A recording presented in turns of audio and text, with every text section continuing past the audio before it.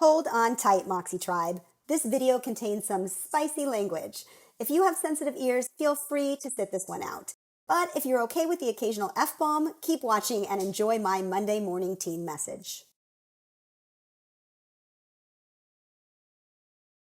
So I missed all of you last week.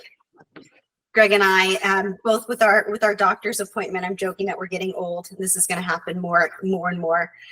But neither of our appointments had to do with being old. They just happened to be at the same time as our meeting.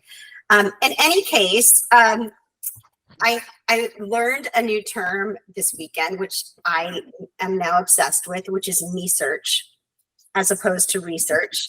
Me search is research you do so that you can, personally benefit from it. And that feels to me a lot more accurate than a phrase that I loathe so much, which is those that can't do teach. I hate that. I hate that with a passion, because to me that always felt like that if you're teaching it, you're some sort of like hack that couldn't make it in the real world. And so then you just teach it because you're sloppy seconds. And I've always hated it.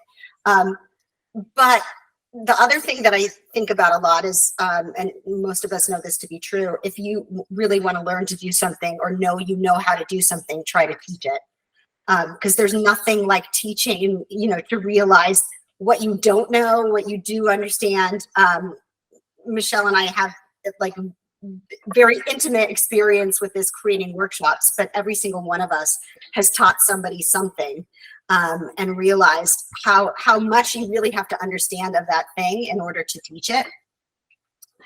And me search really feels like the reason I do what I do here at Moxie, really trying to understand like the human condition, specifically fear. And, being a fearful person and all of my experiences with fear. Oh my God. I just have to stop for a second. You're a new man. Ahmed, you are looking so foxy with your clean Wow. shave. Like, I mean, I think this is gonna stop the internet. This is amazing. About to go wow, wow. Wow. Oh, wow. Good morning, Ahmed. Looking good, my friend. Wow. Good morning. We'll hear all about your clean-shaven face when I'm done with my Moxie musings. But the timing was great. Hi, John. It's an imposter. That's not even him. That's his brother. No, it doesn't even look like him. We didn't know you had a face under there, Ahmed. It's amazing. You look like you're 10.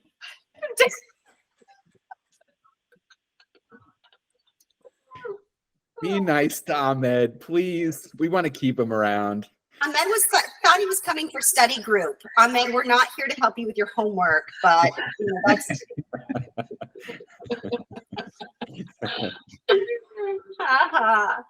Ahmed loves it. He keeps showing up because we tease him so much. In any case, me search. I'm going to go back to me search, which is really, I think, one of the reasons I do what I do here at Moxie, which is to try to understand at some deep level the human condition. Specifically for me, what gets me out of bed in the morning is understanding fear and what makes us tick with fear, and how we operate around it, and how we walk towards it, and how it benefits us, and the repercussions if we don't, and everything around it. And so I feel like me search feels really true to me. And as far as why do me search, I've talked a lot on this, this Monday musings about purpose and the importance of purpose in our lives. And I think maybe purpose isn't the right word.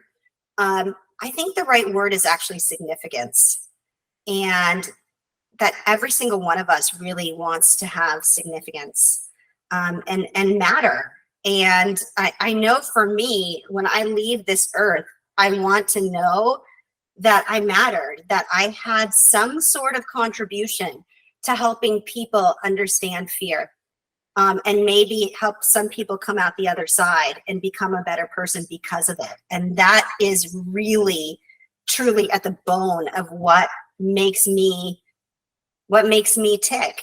And I think for all of us, that idea of significance is so important, and that we want to matter on many, many levels, right? We want to matter as a spouse, as a child, as a friend, as as somebody in Moxie. It's we want to matter, and we want to have significance in so many different ways in our lives. And I think, at least for me, and I think I can speak for most people, when I feel isolated, when I start to lose,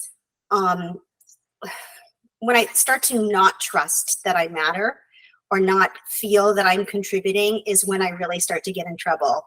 And when I really start to feel depressed or anxious, or start to focus on things that are not important, that don't matter as much in my life. And I start to kind of spiral out of control and feel like this, just like, like I'm hurling through the time and space without any kind of purpose or significance in the world, is when I really start to lose track of how I matter.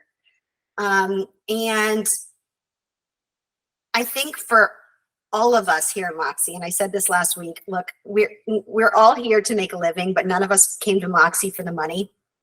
I think we are a group of people that it matters to us that we matter. It matters to us that we have significance in this world. It matters to us that we are doing honorable work and helping people. And it matters to us that when we all leave this world, we've left it a better place than we came into it. Otherwise, we wouldn't be here at Moxie. And I think it is somewhat of, we're like a beehive. We all have our individual roles here at Moxie, but together we create this beehive. And we produce honey. We produce this amazing, amazing deliciousness, that's this goodness in the world. And I think that it's kind of like the HOV lane effect. It's like the carpool lane effect. Like together, we're this force of good in the world. And because we have each other, because we are this like carpool lane or beehive, you can use whatever analogy that you want, that we have each other, that it's easier to stay focused on significance and the good work we do in the world. And it's harder to kind of spiral out of control, I hope, and lose track of how you matter. Because each and every one of us here at Moxie has significance in a very unique way. Every single one of us contributes to this team in a very unique way. Every single one of us has a gift and a strength that the others don't have. None of us can do what the others do. And together we create this company, this company that does such good in the world. So we are contributing to Moxie, and then Moxie is contributing to doing so much good in the world and just helping people in so many amazing ways, with confidence, with with significance, with a sense of agency, with becoming the best version of themselves, which by realizing that they can do something that they thought they couldn't do. And so I think that confidence is contagious, and confidence breeds confidence. And I think that significance is contagious too, and significance breeds significance. So I really hope that, that my drive to matter rubs off on you, and that you all feel that too, that you all feel that you matter in so many ways, not only here at Moxie, but in your personal lives as well. But here at Moxie, you matter so much. Every single one of you has such a unique contribution to this company. And not only do you matter to Moxie, but you matter to our clients as well. And even if you don't directly ever see the clients, ever meet the clients, those clients would not have the experience they had if it wasn't for this incredible team. So don't for a second ever doubt, at least here, that you matter, and that you have significance, and that your contributions do not go unnoticed. And when one of us is missing, it is like that beehive effect. It like this, the hive cannot function even when one of us isn't here. We're such a small, highly functioning, high performing team that even when one of us was gone, the whole thing just like falls to shit, as we know, because we all have such unique gifts here. So I just wanted to start this Monday by talking about mattering and significance. And, you know, I always love to get in some neuroscience if I can. That's part of the me search. So mattering in the world is not easy. We all know this. Finding significance is not easy. It is challenging working at Moxie.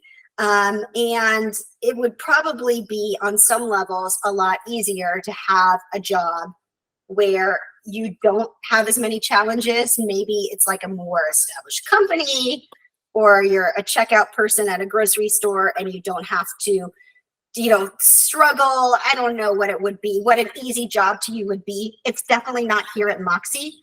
But I heard this really interesting study this weekend that I think hopefully will help us keep going and fighting for what matters, and stepping up to the challenges and having resilience. And this was a study on, fight or flight. And the study was around not fight or flight in the sense that like you're about to be attacked, but it was about just the fight or flight response to normal stresses and challenges in our lives. And these scientists separated the response, the fight or flight response that we have, into what they were calling a stress response, and the other is a challenge response. And a stress response would be, my life is so stressful, I can't deal with this anymore. I don't know if I'm going to be able to hang in there. This is awful. Just really not seeing a way out of the challenges. The challenge response was, this is really stressful. This is really difficult. But I'm going to trust that I will find a solution, that I can handle this. I don't know what it is yet, but I trust that I will be able to get through to the other side, either by myself or with the help of my team. But I have enough faith in my resilience to know that I can meet the challenges. So it's the mindset was the difference, right? In our bodies, the response to the stress response, both sets of people had raises in their blood pressure. The people that had a stress response, their vascular system constricted. They went into full-on fight or flight. Their prefrontal cortex shut down. This was all measured with the studies.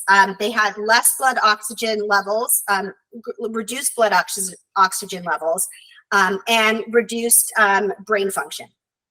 Typical fight or flight response, right?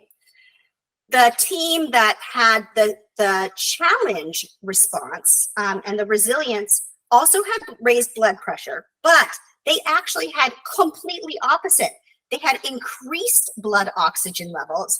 They had increased brain function and circulation in their brain. And their bodies went into like high performance mode. And these scientists, and they did this study on thousands of people. So this wasn't just like this one person had a positive mindset and this one person didn't. It was thousands of people. And this was the largest study ever done on our physiological response to stress. And the scientists compared it to a lion chasing a gazelle in the wild. Both of them are having the same, you would think, physiological response. Both are having increased blood pressure. But what's happening to the gazelle is like what's happening to those people that are having the stress response, as opposed to what's happening to the lion, which is like what's happening with the people having the challenge response. Both are having heightened biological experiences, but one is, I'm going to die. I'm about to die. I'm about to lose my life. I'm really fearing. I'm in complete fear mode. And the other is, I'm about to eat dinner. I'm at a very heightened state. There is a challenge in front of me, but I'm going balls to the wall to get that gazelle.